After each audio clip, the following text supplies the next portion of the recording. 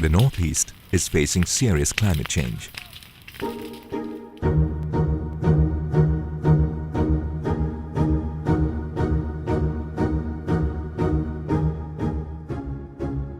As the mist comes in, as the sun rises, there is change.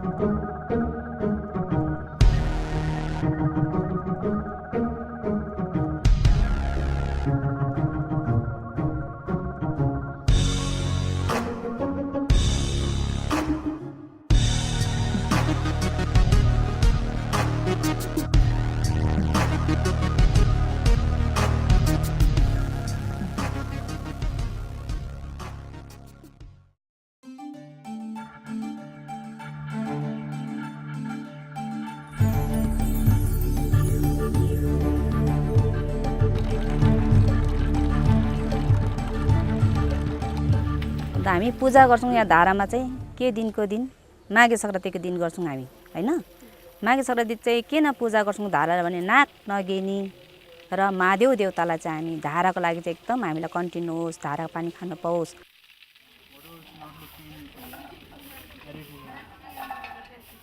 ना ऐसा ये पानी पीने में थोड़ा मीठा लगता है और गवर्नमेंट का पानी में तेल रहता है ना थोड़ा यूरिया रहता है तो गंद करता है लेकिन गवर्नमेंट का पानी तो अच्छा है लेकिन ये तो नेचुरल पानी है ना इसीलिए हम लोग यही पानी खाते हैं इससे कोई जल्दी बीमारी भी नहीं हम लोग यही पानी खाते हैं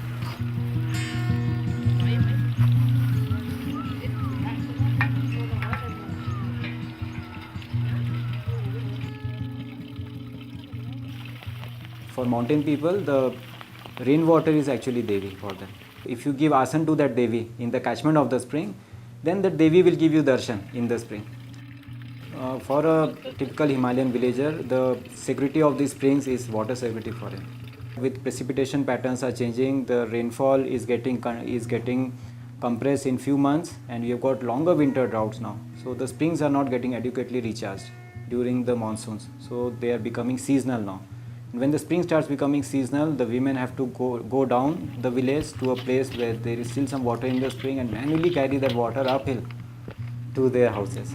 So it really changes the role of the woman in the house, and it prevents her from taking up many livelihood activities. It creates this drudgery in her life.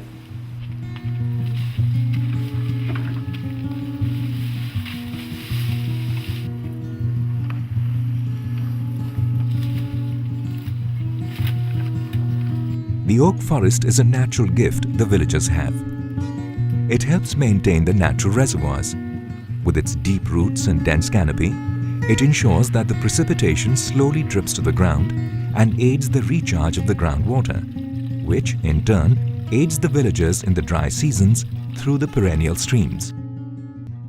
Oak forests in Sikkim are of high importance. They are predominant forest ecosystems in Sikkim, and we face the situation that they are endangered for different reasons. Reasons are multifold, but there has some intervention be done to guarantee a sustainable management and sustainable way how to regenerate these oak forests. As a starting point, we will map these oak forests in a very precise method using satellite images. We facilitate local institutions to perform and carry out this oak forest mapping, and not only the extent of the oak forests but also their status in terms of degradation. The oak trees are in danger because they are susceptible to forest fires. And when the forest recovers from these fires, species like pine and bamboo grow much faster. Bamboo to grow requires a lot of water, most of which it takes in just beneath the surface. Pine trees with their webbed root structure aid surface flow. Together, bamboo and pine prevent the groundwater from recharging.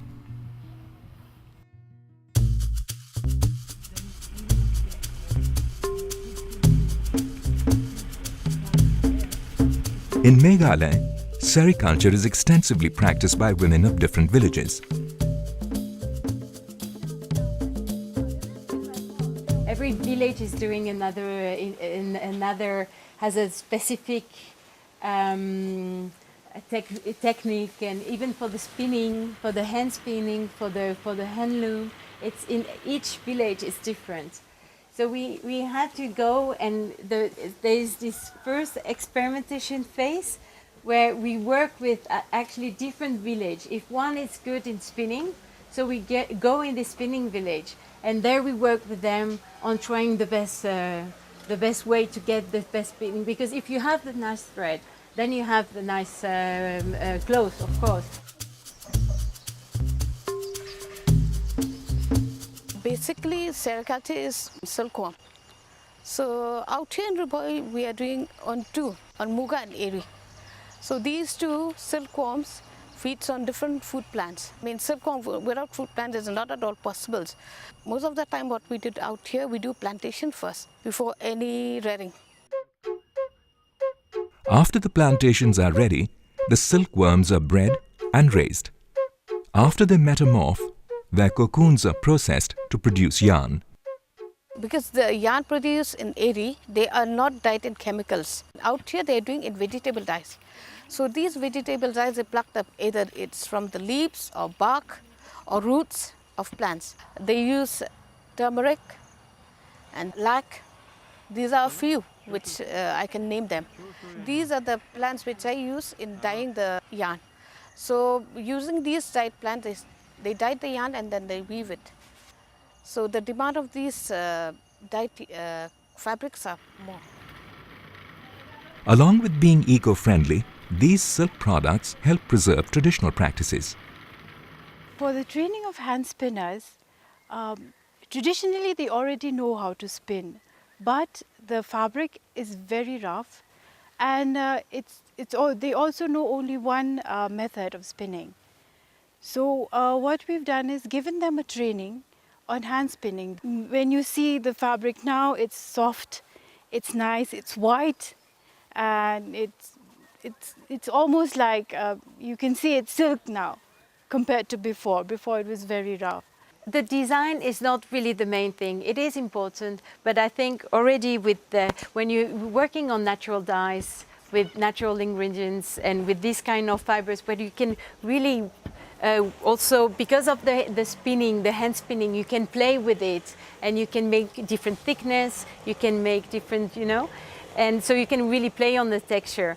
So it would be more like playing with the texture, playing with the colors, and so it's not so much on doing the latest trends, and it's not really about this. It's a lot on preserving what they're doing and on building up on what they're actually already doing, not importing new things, we have to upscale them from where they are. Due to climate change in the last 4 to 5 years, the increase in temperature is affecting the Muga silkworms in a negative way, causing its silk productivity to reduce by 11.5%. We have to maintain 6 broods, that means 6 generations of Muga in a year. Right? And we cannot rear the Muga in the same farm.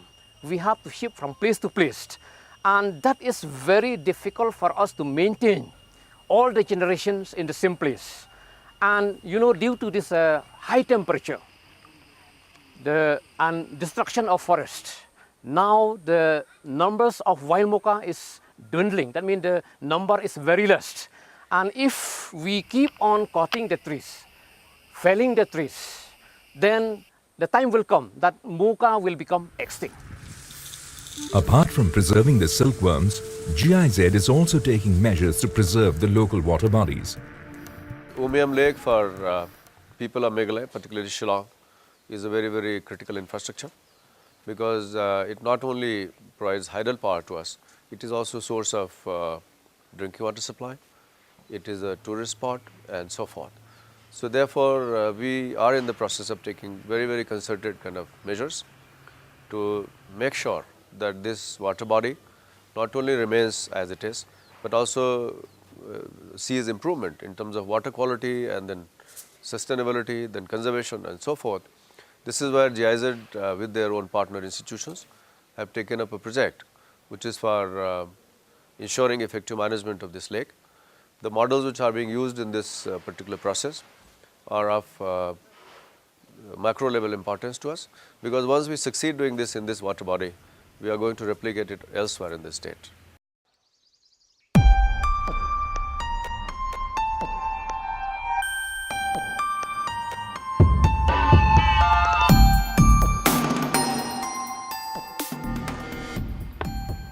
People in Nagaland practice jhum cultivation, otherwise known as slash and burn farming.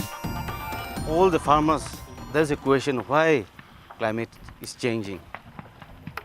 Here in our village, we have a jhum cycle, which is a period of 15 years. And after a period of 15 years only, we will recultivate the jhum. Of course, that is practicable in the community land.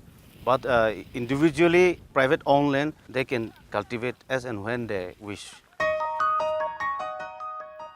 Due to climate change, the rainfall has become erratic, thus affecting the crop productivity. Our belief is that jhum is not a environmentally unfriendly practice if it is practiced strictly as per evolved traditions. The villages which have more varieties of seed available, they exchange with the villagers of another village so that they are able to be more resilient to impacts of climate change. Up to 60 to 62 varieties of crops are produced in one cultivation cycle, including multiple varieties of rice.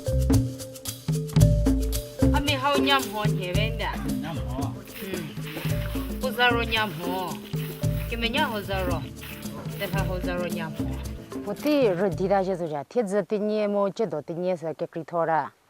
Tiedza tinye ro budim haritzele, de vorjedo.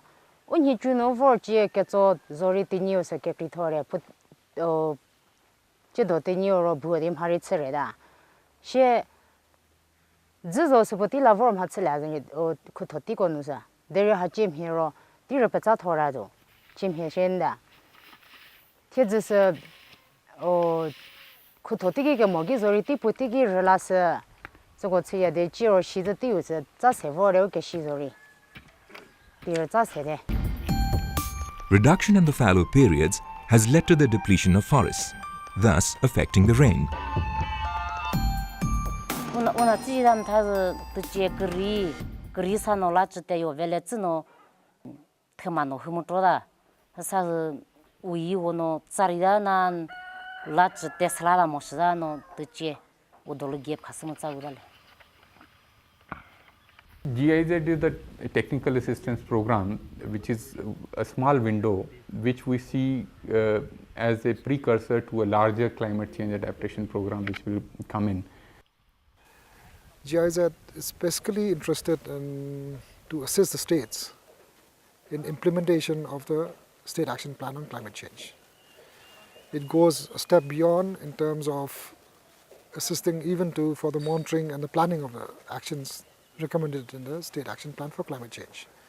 So this has been effective in the 3 states, namely Nagaland, Sikkim and Meghalaya. The other important aspect of this cooperation is also in the field of capacity building, which has its aim in creating a cadre of people in each of the 3 respective states who understands issues related to climate change, adaptation and other related issues. Now these trained personnel from all the 3 states would basically take on the role of being cheerleaders and passing on this understanding to people at various levels in their own states. Communities adapt when they perceive that the environment around them is changing. Communities in the Northeast have begun to feel this change. GIZ works in the region to catalyze this process, enhancing local awareness of change and thereby promoting local solutions. The GIZ is an Indo-German project which is trying to help the communities to adapt, to find the appropriate measures to adapt to climate change. But this needs also knowledge. What is climate change? How does it happen? What can I do? So we are acting very much under the premises within this project of I see, I feel and I change, because I see the change happening around me. And only if you buy in people, if people feel concerned, they're also ready to do something.